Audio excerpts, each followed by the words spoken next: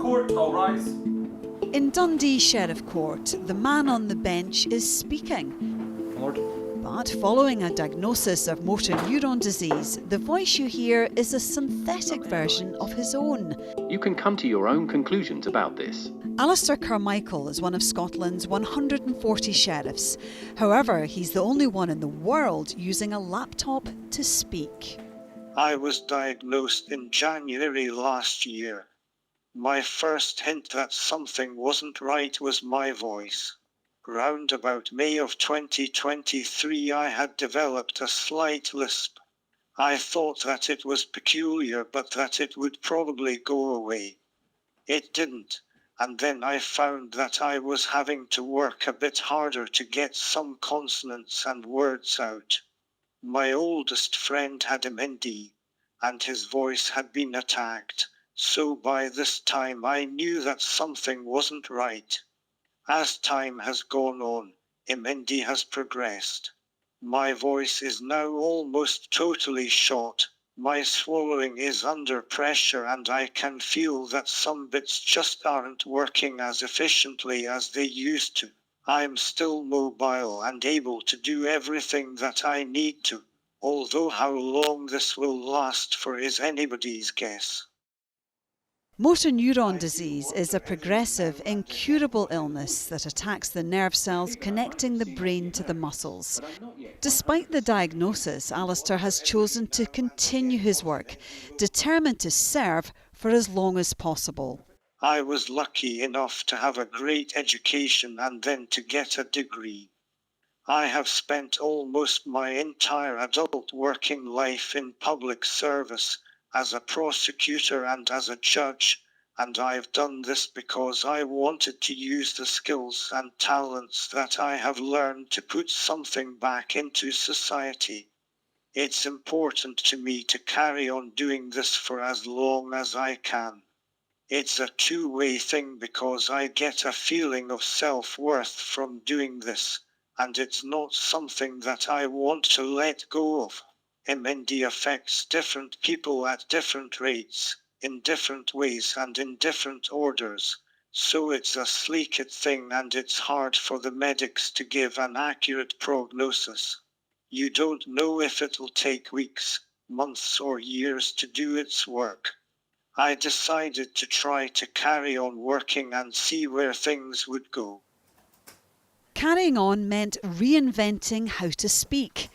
Alastair worked with the MND team at NHS Tayside and voice experts at Speak Unique to build a library of his own phrases before his speech faded. Now every sentence in court begins on a keyboard before travelling through one of 4 different text-to-speech systems he's learnt to master.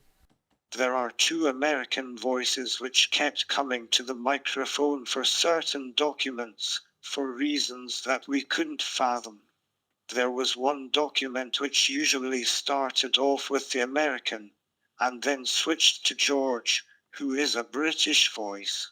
The Scottish Court's IT team have built another system to use which now allows George to read any document, and I'm pretty sure this means that the Americans have finally been seen off. I have developed a bit of a soft spot for George because he makes me sound rather cultured and sophisticated. So, I'm now using 4 separate systems, as well as having my mobile as a backup in court, and they do the job pretty well.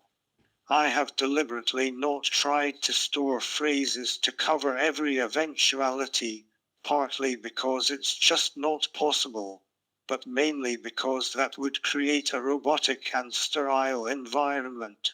I can't always be sure in advance which voice will come to the microphone. The voices that It's a small moment of levity in a solemn place, but one that says much about his attitude. Where others might step back, he's chosen to adapt and carry on. The uncertainty of which voice will emerge next has become part of his courtroom rhythm. You have to trust yourself to be able to deal with the unexpected. I hope that when people see me flailing away at the keyboard live in court, this reinforces for them that I am human, and that I am invested in each and every case that calls in front of me. Things do go wrong. I have a constant battle with trying to ensure that words are pronounced intelligibly. Each system and each voice has its own peculiarities with pronunciation, although they all have the common feature of mangling almost anything Scottish or dialect.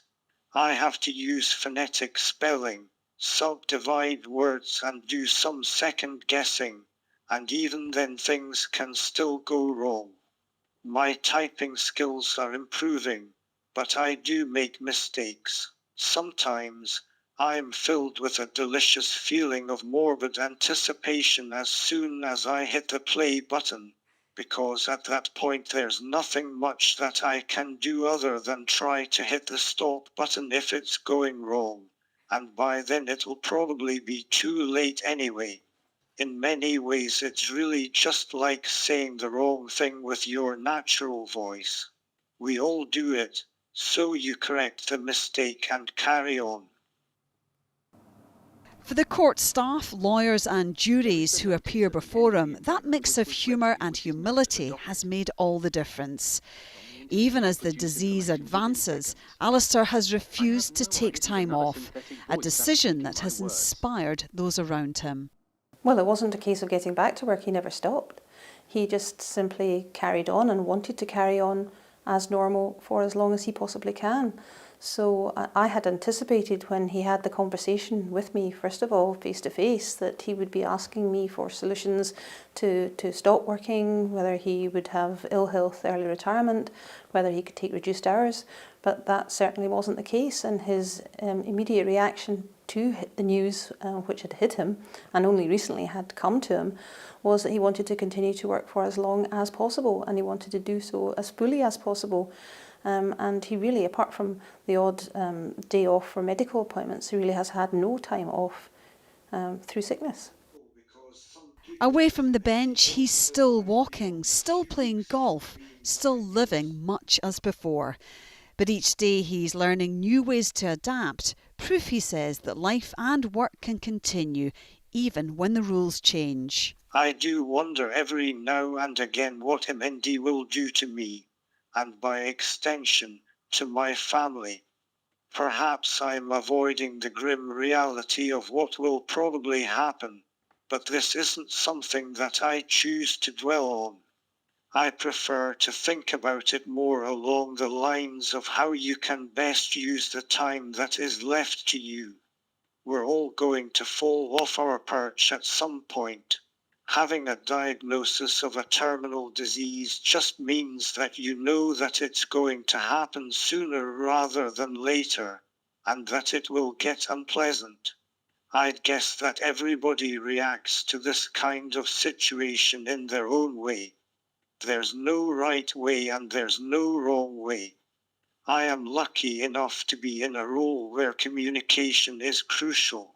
So, I have the opportunity to use this diagnosis to prove that even if your natural voice is stuffed, you can find other ways to communicate and to carry on working. I could not have done this by myself. I've had help and support from my family, the medics, from the judges, from the court staff and from the lawyers in court. For a man who's spent his life upholding justice, technology has become his new tool. The voice may be digital, but the judgment and the words remain entirely his own.